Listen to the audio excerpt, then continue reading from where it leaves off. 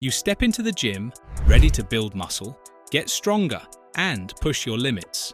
But what if I told you that 1 in 3 lifters will end up needing medical help in the next 5 years? Not from freak accidents, not from lifting too heavy, but from repeating the same small mistake every single day.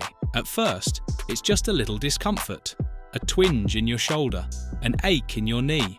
You ignore it, you push through, but by the time the pain actually stops you, it's already too late. And the worst part, the exercises causing this damage are the ones you trust the most. Exercise 1, the upright row.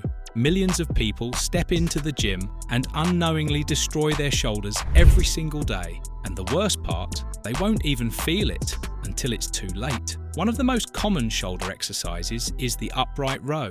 It seems simple. Grab a barbell or dumbbells and pull them up to your chin. Trainers recommend it. Lifters swear by it. But here's what no one tells you.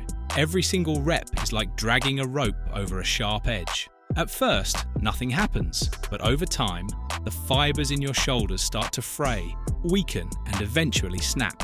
Here's why. Your shoulder isn't just any joint, it's the most mobile joint in your entire body. It moves in almost every direction, but that flexibility comes at a cost. It's also the least stable. That's why nearly 36% of all weightlifting injuries happen in the shoulders. The upright row forces your shoulder into an unnatural position, squishing tendons against bone over and over again. The damage builds up rep after rep, workout after workout, until one day you feel it. And by then, it's already too late. Shoulder injuries take longer to heal than almost any other joint. Rotator cuff tears and impingements don't just disappear overnight. Some take months of painful rehab. Some require surgery. And even then, some lifters never fully recover. Even the best aren't safe. Shoulder injuries have ended careers in the NFL, NBA, and Olympic weightlifting. So before you grab that bar and start another set of upright rows, ask yourself, is it really worth it? Exercise 2, Kipping pull-ups. You see them in almost every gym. Trainers love them. Athletes swear by them. But here's the truth. Kipping pull-ups aren't making you stronger. They're destroying your joints. At first, they look impressive. People swinging their bodies, cranking out rep after rep, making pull-ups look effortless. But here's the problem. They're not real pull-ups. Think about it. If you can't do a strict pull-up, why are you swinging into one? Would you sprint before you learn to walk? Would you deadlift without learning how to brace? That's exactly what kipping does. It tricks you into thinking you're stronger than you are.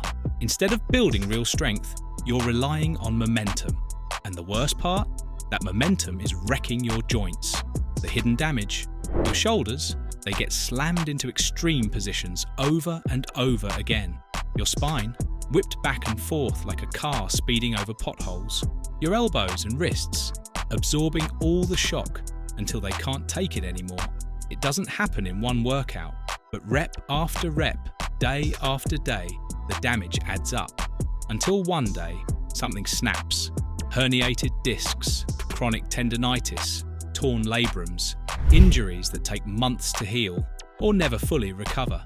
Even if you fix it, your body will never be the same. So ask yourself, are you actually getting stronger or just getting closer to an injury? Exercise 3, Smith machine squats. You walk into the gym, ready for leg day. You see the squat rack, but right next to it is something that looks safer. A bar attached to a sliding track, the Smith machine. It feels like a smart choice. The bar moves in a straight line, helps with balance, and makes squatting easier. But here's the truth. Easier doesn't mean safer. In fact, the Smith machine squat is one of the worst things you can do for your knees, back, and hips. A real squat lets your body move naturally. Your weight shifts, your balance adjusts, and your joints work together. But the Smith machine forces you into a fixed position, locking your joints in place while loading them with stress. And that's when the real damage starts. There are countless videos of lifters snapping their knees backward on a Smith machine.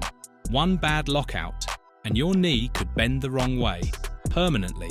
Many lifters walk away from a Smith machine squat feeling fine, only to wake up the next morning with a locked up lower back, a slipped disc, or even sciatica.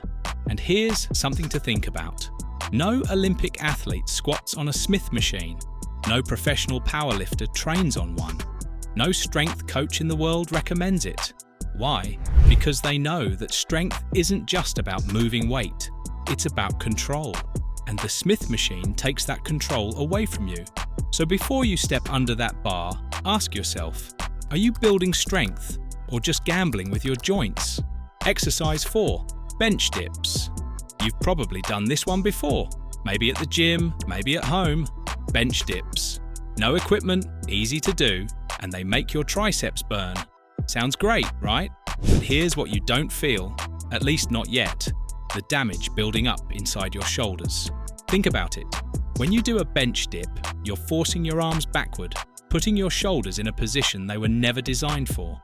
The deeper you go, the more stress you pile onto your joints, tendons, and ligaments. And here's the scary part.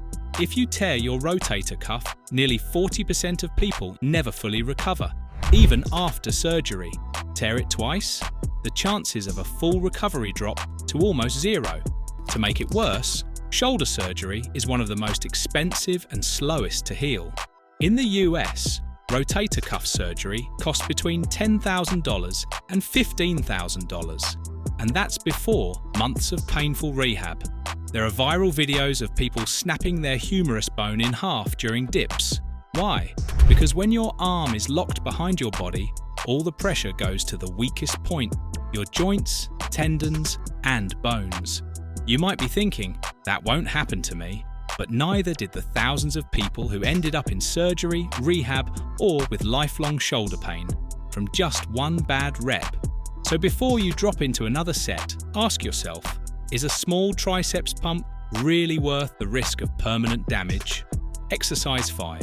Behind the neck lat pulldowns. Would you follow a diet that's been proven not to work? Would you do an exercise that makes your bench press weaker?